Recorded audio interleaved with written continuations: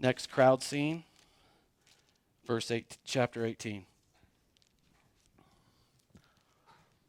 Go to the next crowd scene, chapter 18. We need to know that this next crowd scene happens just about 3 days later. We're in the same week.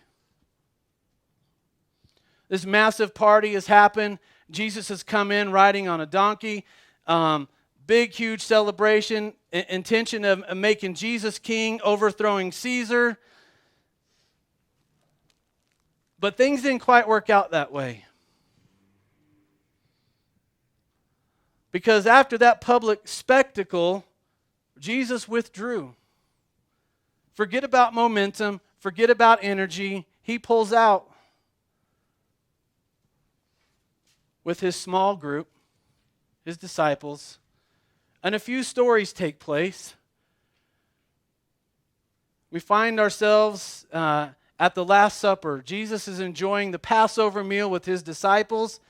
Disciples have done this meal every year of their life. They know this meal. It's the same thing we're going to do on Friday together. But what's really unique about this particular time is that Jesus stands up in the middle of it, and he takes the bread, and they understand what the bread represents, and he breaks it. He says, now, when you eat this, from this point on, I want you to do this in remembrance of me. Okay. I don't really get that, Jesus, but the truth is there's a lot of things that you said that I haven't got at this point, but I'm just going to do whatever you tell me to do because, hey, you're going to be king soon. I'm going to sit next to you on one of these thrones, and yay, God. So, okay, I'll do this in remembrance of you. I have no idea what you're saying, but that's okay. And then he takes the cup of redemption. He raises it up. He blesses it. He says, now, this is my blood. And so I want you to drink this in remembrance of me. Okay. I have no idea what you're saying. I don't know why. But see, you're going to be king soon, and that's cool. So if you want to tell me, I'll just do that. That's fine. I'll do that.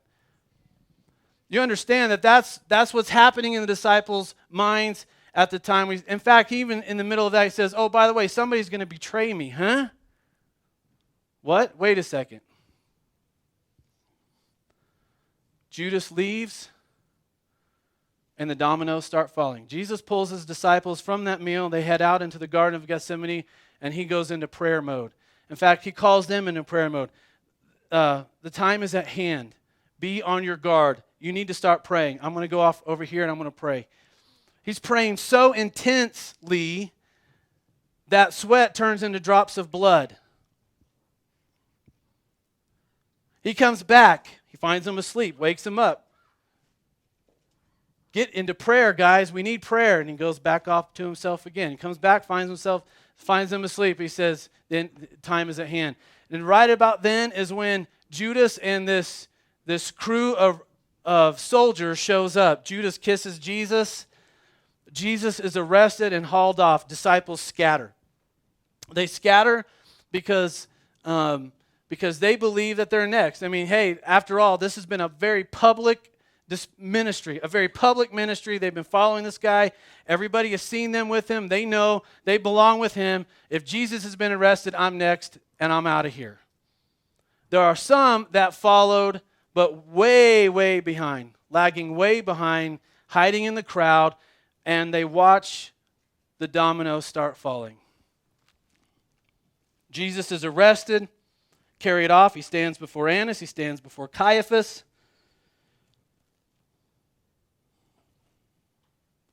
The Jews decide that Jesus needs to die.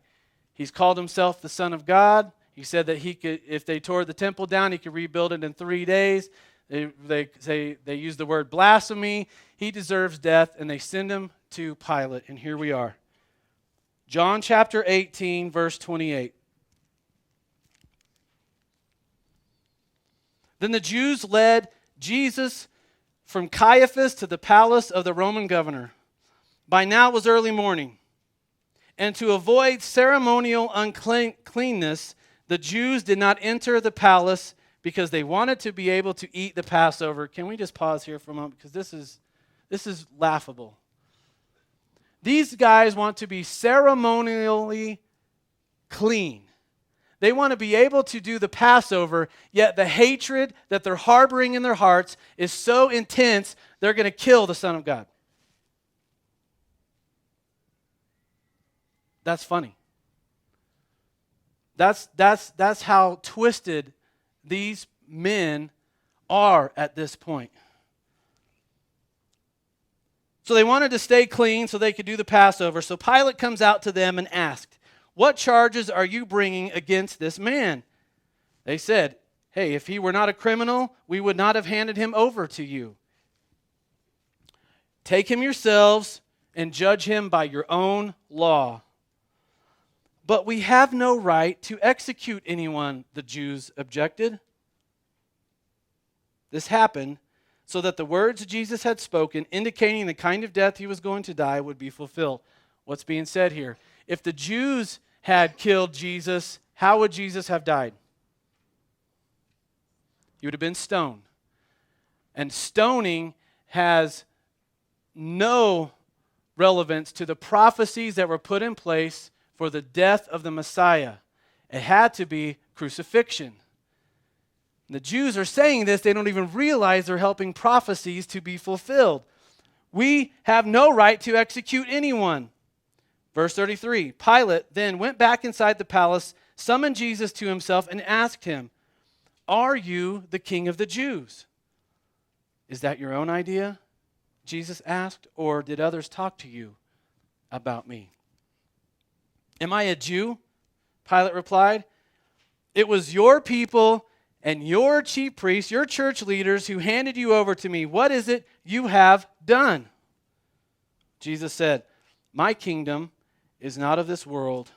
If it were, my servants, my disciples, would fight to prevent my arrest.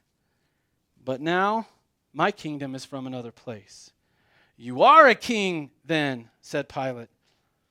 Jesus answered, "You are right in saying that I am a king. In fact, for this reason I was born. I was born a king. And for this I came into the world, to be king, to testify to the truth. Everyone on the side of truth listens to me." Pilate asked, "What is truth?"